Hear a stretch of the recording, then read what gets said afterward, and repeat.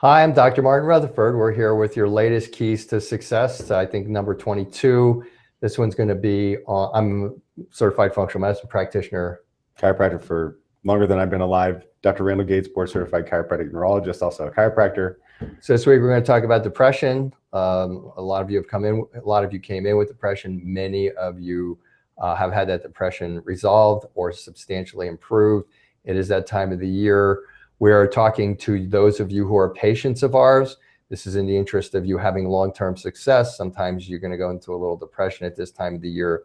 Maybe you get a little bit like concerned about, things are coming back and so on and so forth. If you're doing what we've asked you to do and you're doing what we're talking about on these keys to success, you're way ahead of the game as far as what you need to do to just kind of get through maybe a day or something like that, or a day or two, maybe not feeling as wonderful as you felt before. You might first start to look back at what your depression looked like before and look at what it looks like now. My guess is probably nothing like that. A lot of times when things are gone, we kind of forget how bad it was, and then we get a little bit of an off day and we go like, oh my God, I'm not perfect and stuff like that. So, and I'm not making fun of that. We need to keep things in perspective. That's kind of success key light of depression, of just, first of all, kind of taking into context where you were and where you are now. Now, some more specifics. We just got done doing, well, we're in the middle of doing a whole presentation on depression and B vitamins. So let's talk a little bit more about, if it's just a little bit more than you losing perspective on where you are now versus where you were, let's talk a little bit more about what they can do. Because if you are doing your brain exercises, if you're following your diet, if your gut's better, if your blood sugar's better, whatever the things were that you have stabilized, this is something that you should be able to manage or get through. So let's see how. And as Dr. Rutherford said, we were in the middle of our broadcast. We lost our internet connection. So we're either going to do it on Thursday or Tuesday next week, sometime in the near future. Most likely we'll be talking about it. So we'll have that full hour for you.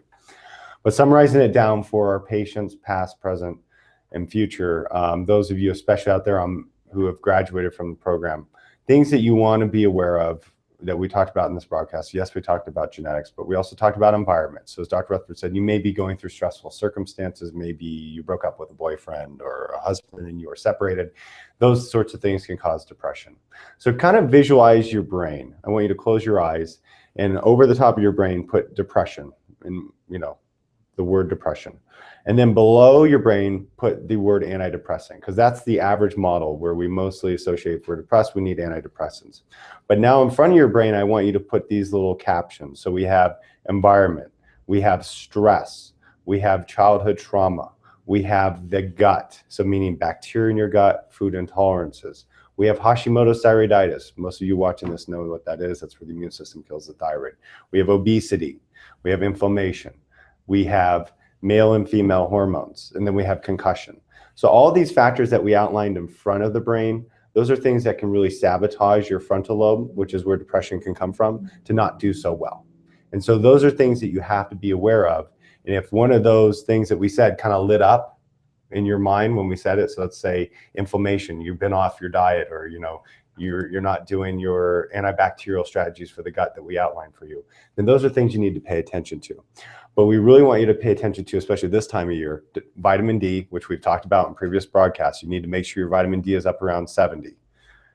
And then we also because vitamin, it's winter, sunlight is low, the angle of the sun is very low right now. So even if you're outside a lot, you're not going to get a lot of vitamin D, if any, depending on the latitude we're at right here. So your vitamin D is going to have a tendency to be low, which can result in depression this time of year. And then B vitamins. So the whole point of our big broadcast today was to talk about B vitamins. Which we never got to. And so having your B vitamins looked at in conjunction, if you're feeling depressed, is really, really important, because we're finding that there's a few different types of genetic abnormalities and ability to process B vitamins that can result in depression when present with these other things that I've outlined, or that we've outlined. So making sure that you have your homocysteine checked. So we've talked about that in other broadcasts relative to Alzheimer's, relative to memory. Homocysteine is an inflammatory molecule that goes up when B vitamin levels are low. But a number of different B vitamin deficiencies can result in homocysteine being high. So it may be a B12 issue, maybe a B9 issue, maybe an abnormality in processing B9. It may be that you can't break homocysteine down, which can affect bipolar patients. So all these things need to be ascertained if you're feeling depressed. And the simplest and easiest thing is for you to have your homocysteine checked. And then if we've talked about it before, if we had you on a certain type of B vitamin regimen, you probably want to be following that. And then if you're still feeling depressed and you're on a B vitamin regimen, maybe we need to reassess it. So maybe we need to come back in and look at it and have it retweaked based on the current information. Now, when he says that, it doesn't mean you need to go through another whole program or something, okay? Sometimes you will develop something new because of the environmental stressors. However, if you're doing your program and if you're doing your program that has been given to you, we already know what your propensities are genetically, immunologically, neurologically. They're going to be stable. This new addition usually is going to be something very straightforward to take care of. It's not something where you need to go like, oh my God, I'm not going to go through another 4 months program, or I can't afford that, or whatever. It's not like that. You just need to, like, if nothing rings a bell here and it's totally new or it's different type of depression or something like that, give us a call, make an appointment with Dr. Gates. Usually he can figure it out pretty quickly. Mm-hmm. Like a homocystine's up. Here's what we already know about you. This is the only thing it could be. Let's do that. Exactly, because we've already eliminated 95% of those variables I talked about out in front of you. We can handle all those factors. We can plug those holes, so to speak. So we just have one more hole to plug. Yeah. Okay. So that's this week's broadcast. And let us know what you want to hear about. We're always saying that. And we hope that you're happy and healthy going into the new year. And we look forward to continuing these broadcasts to keep the information rolling out to you, to keep the results maintained and keep you feeling better. And we'll talk to you next week. Okay. See you next week.